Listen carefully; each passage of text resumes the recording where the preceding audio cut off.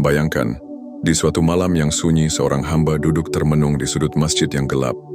Tidak ada kitab di tangannya, tidak ada guru di hadapannya.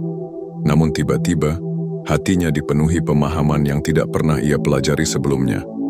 Ayat-ayat Al-Quran yang pernah ia dengar menjadi hidup, rahasia-rahasianya terbuka, dan setiap kata yang terucap dari lisannya adalah hikmah. Dari manakah semua itu datang? Inilah yang oleh para ulama disebut ilmu laduni, pengetahuan yang langsung dianugerahkan oleh Allah ke dalam hati seorang hamba tanpa perantara manusia, tanpa belajar di majelis, tanpa membaca ribuan halaman kitab. Ia datang bagaikan cahaya yang menembus kegelapan, dan sekali ia menyentuh hati, segalanya berubah. Namun, jangan tergesa-gesa membayangkan bahwa ilmu laduni adalah keajaiban yang bisa diminta oleh siapa saja. Tidak semua hati layak menjadi wadahnya, dan tidak setiap manusia mampu memikul beratnya. Para sufi menggambarkannya sebagai mata air rahasia yang hanya mengalir di dalam hati yang benar-benar suci, hati yang telah mati dari hawa nafsu dan hidup hanya untuk Allah. Dalam video ini, kita akan menyingkap makna terdalam dari ilmu laduni. Kita akan menelusuri bagaimana para nabi, wali dan arif billah mengalaminya. Mengapa ia menjadi pengetahuan yang dijaga rapat oleh langit, dan apa yang membedakan ilmu laduni dari sekadar kecerdasan atau hafalan manusia. Kita juga akan membongkar kesalahpahaman umum, termasuk mengapa tidak semua yang mengaku mendapat ilmu langsung benar-benar menerima cahaya yang murni. Tetapi sebelum itu, izinkan saya bertanya, jika seandainya Allah menurunkan sebuah pengetahuan ke dalam hati Anda yang mengubah seluruh cara pandang Anda tentang dunia, apakah Anda siap untuk memikulnya? Atau justru akan runtuh di bawah bebannya? Sejarah mencatat, istilah ilmu laduni bukan sekadar legenda di kalangan sufi, tetapi bersumber dari firman Allah dalam Al-Quran. Dalam surat Al-Kahfi, kita menemukan kisah Nabi Musa dan seorang hamba syaleh yang dikenal sebagai Khidr.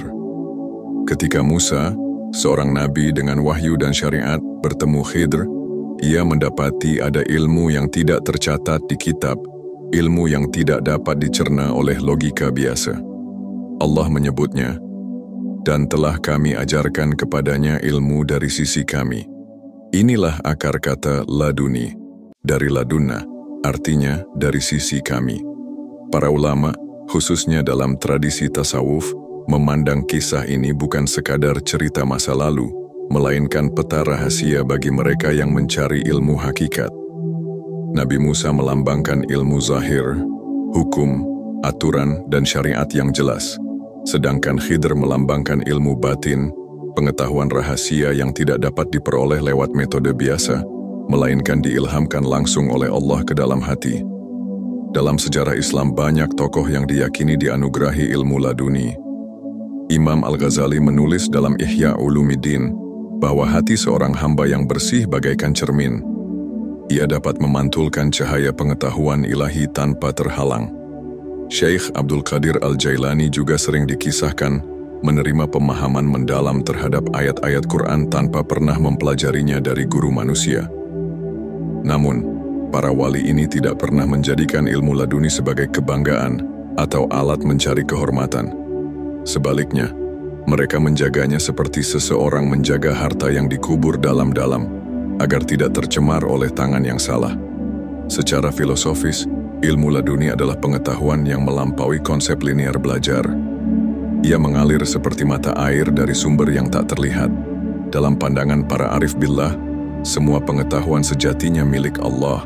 Manusia hanyalah wadah, dan ilmu laduni hanyalah satu bentuk limpahan langsung yang diberikan ketika Allah melihat hambanya layak menerimanya.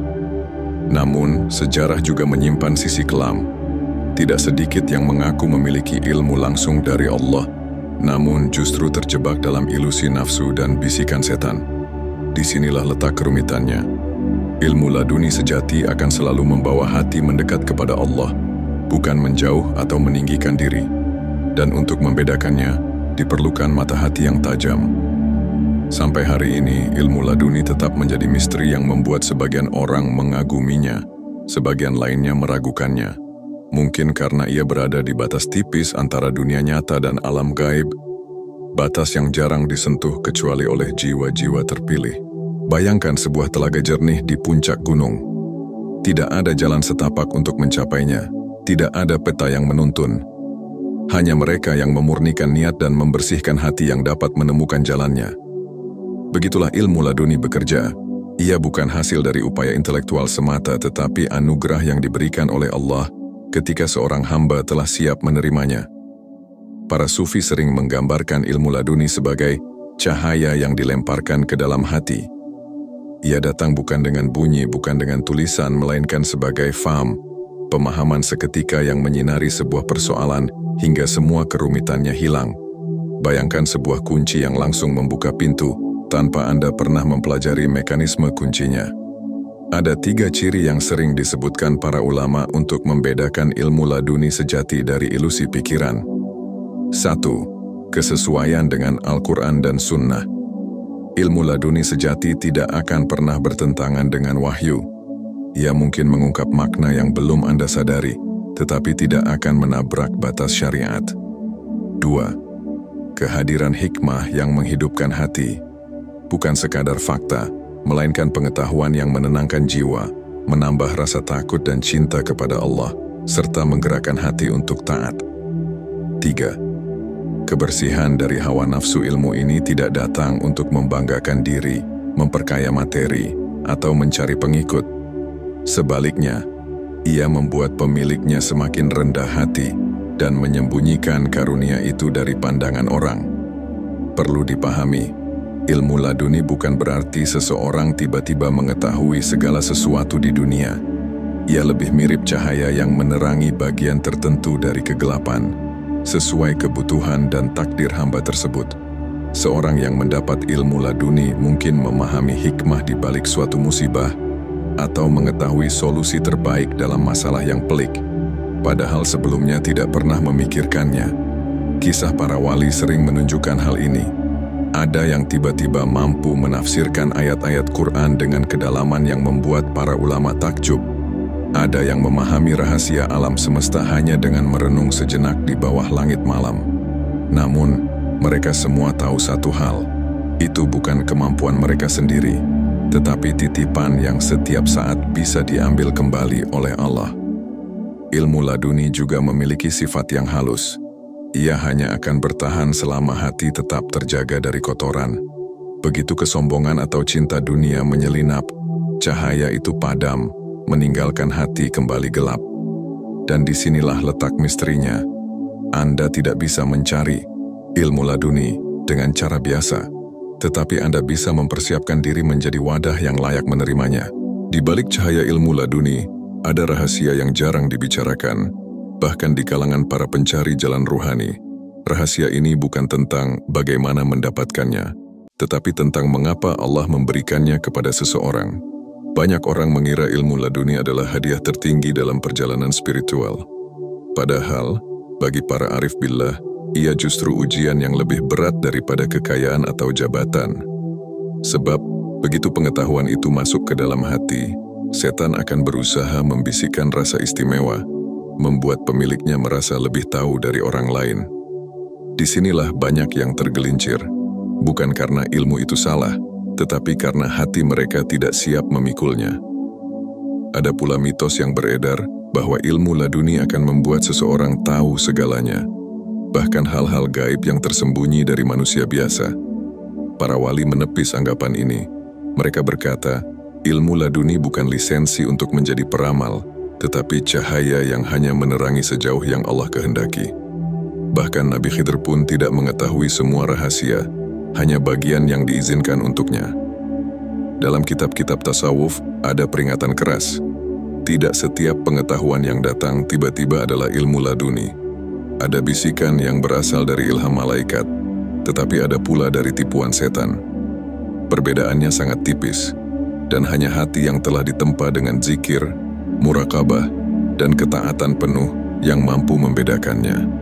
Salah satu rahasia terdalam yang sering disebutkan para guru adalah bahwa ilmu laduni sejati bukanlah tujuan, melainkan buah dari perjalanan mendekat kepada Allah.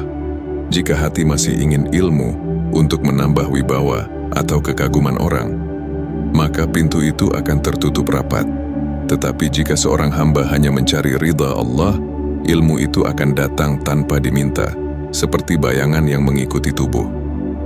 Para wali juga mengajarkan bahwa ilmu laduni datang dalam dua bentuk.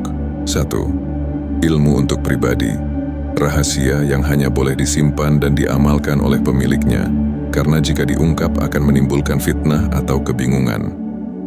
2. Ilmu untuk disampaikan, pengetahuan yang Allah izinkan untuk dibagikan demi manfaat orang banyak, meski terkadang disampaikan dengan simbol atau kisah agar tidak disalahpahami. Sisi paling indah dari ilmu laduni adalah ia selalu menuntun kepada pengakuan bahwa Allah adalah sumber segala ilmu. Semakin dalam pengetahuan itu, semakin jelas bahwa manusia hanyalah setetes di tengah samudera yang tak bertepi. Dan di titik itu, seseorang akan menyadari, rahasia sejati ilmu laduni bukanlah tentang apa yang kita ketahui, tetapi tentang siapa yang mengajarkan, Allah sendiri. Pertanyaan yang sering muncul adalah, bagaimana seorang hamba bisa bersiap menerima ilmu laduni? Apakah ada cara khusus, doa tertentu, atau ritual rahasia? Para arif billah selalu menjawab dengan sederhana, ilmu laduni tidak dicari, tetapi dipantaskan. Ia seperti hujan, Anda tidak bisa memaksa awan menurunkan air, tetapi Anda bisa menyiapkan tanah agar siap menampungnya ketika hujan turun. Ada beberapa langkah nyata yang diwariskan oleh para guru ruhani untuk menyiapkan hati. 1. Menjaga kebersihan. Hati ilmu laduni hanya akan turun ke hati yang jernih dari kebencian, iri, dengki, dan kesombongan. Para sufi mengibaratkannya seperti cermin. Semakin bersih, semakin jelas ia memantulkan cahaya. Membersihkan hati bukan pekerjaan sehari dua hari, melainkan latihan seumur hidup. 2. Memperbanyak zikir-zikir bukan hanya ucapan di lisan, tetapi pengingatan yang hidup di dalam hati. Zikir yang terus-menerus ibarat mengetuk pintu rahmat Allah, hingga akhirnya pintu itu terbuka dan cahaya ilmu memancar. Zikir la ilaha illallah sering disebut sebagai kunci utama, karena ia adalah inti segala pengetahuan. 3. Menekuni syariat dengan istiqamah. Ilmu laduni tidak mungkin datang kepada mereka yang meremehkan syariat. Salat, puasa, zakat, dan ibadah-ibadah wajib adalah pondasi. Cahaya hakikat tidak akan pernah menetap di hati yang mengabaikan kewajiban dasar. 4. Muraqabah dan tafakkur. Muraqabah adalah merasa diawasi Allah setiap saat. Tafakkur adalah merenungi ciptaannya hingga hati terbuka. Dari sini, seringkali muncul pemahaman mendalam tanpa dipelajari sebelumnya. 5. Keikhlasan dalam menuntut ilmu. Banyak orang menuntut ilmu demi status, gelar, atau kehormatan. Tetapi ilmu laduni hanya diberikan kepada mereka yang menuntut ilmu semata-mata karena Allah. Semakin ikhlas tujuan seorang hamba, semakin lapang hatinya menampung limpahan cahaya. Namun, ada pula jebakan yang harus diwaspadai. Di antaranya, mengira setiap ilham adalah ilmu laduni, padahal bisa jadi hanya lintasan pikiran atau bahkan godaan setan. Terlalu ingin menonjol dengan ilmu gaib, sehingga jatuh pada kesombongan. Mengabaikan guru ruhani, padahal bimbingan seorang mursyid sering menjadi pagar agar hati tidak salah jalan. Untuk mengaplikasikannya dalam kehidupan sehari-hari, kita tidak perlu menunggu tanda-tanda besar. Mulailah dengan latihan sederhana. Ketika menghadapi masalah, diamlah sejenak, hadirkan Allah dalam hati, lalu biarkan pemahaman mengalir tanpa paksaan. Kadang, jawaban yang tidak terpikir sebelumnya muncul dengan sendirinya. Itu mungkin bukan ilmu laduni dalam arti penuh, tetapi sebuah latihan untuk mendidik hati agar terbiasa menerima cahaya petunjuk. Jika dilakukan dengan kesungguhan, perlahan hati akan menjadi tanah yang subur. Dan ketika Allah berkehendak, hujan ilmu laduni akan turun, memberi kehidupan yang sama sekali baru pada jiwa kita. Ilmu laduni bukan sekadar legenda para sufi, bukan pula hadiah ajaib yang bisa diminta sembarangan. Ia adalah cahaya murni yang diturunkan Allah kepada hati yang benar-benar siap. Seperti mutiara yang tersembunyi di kedalaman samudera, ia hanya akan ditemukan oleh penyelam yang berani menanggalkan segala beban dunia. menyelam dengan ikhlas, lalu menunggu sampai samudera sendiri yang memperlihatkan rahasianya. Dari sejarah Nabi Khidir hingga kisah para wali, kita belajar bahwa ilmu laduni selalu hadir dengan satu tanda. Ia mendekatkan hati kepada Allah, bukan menjauhkan. Ia melahirkan hikmah, kerendahan hati, dan ketaatan, bukan kesombongan atau pencarian popularitas. Dan yang lebih penting, ilmu laduni bukan tujuan akhir, melainkan buah dari perjalanan yang sejatinya tidak pernah selesai, perjalanan menuju Allah. Mungkin sebagian dari kita bertanya-tanya, apakah aku bisa mendapat ilmu laduni? Jawabannya bukan pada bisa atau tidak, melainkan pada kesiapan hati. Karena hakikatnya ilmu sejati bukanlah tentang apa yang kita ketahui, melainkan siapa yang mengajarkan. Dan ketika Allah sendiri yang menjadi guru, maka bahkan satu bisikan hati bisa mengubah seluruh hidup kita. Jadi renungkanlah, jika suatu hari Allah menitipkan secercah cahaya itu ke dalam hatimu, apakah engkau akan menjaganya dengan rendah hati, ataukah akan tersilaukan oleh sinarnya sendiri? Hidup adalah perjalanan, dan mungkin ilmu laduni bukan sesuatu yang harus dikejar, melainkan sesuatu yang akan menemukanmu ketika waktunya tiba. Jika video ini menyentuh hati dan membuka cakrawala baru dalam pandanganmu, jangan lupa untuk mendukung channel ini dengan like, share, dan subscribe. Karena siapa tahu, mungkin satu kalimat kecil yang engkau bagikan akan menjadi jalan terbukanya cahaya bagi hati orang lain.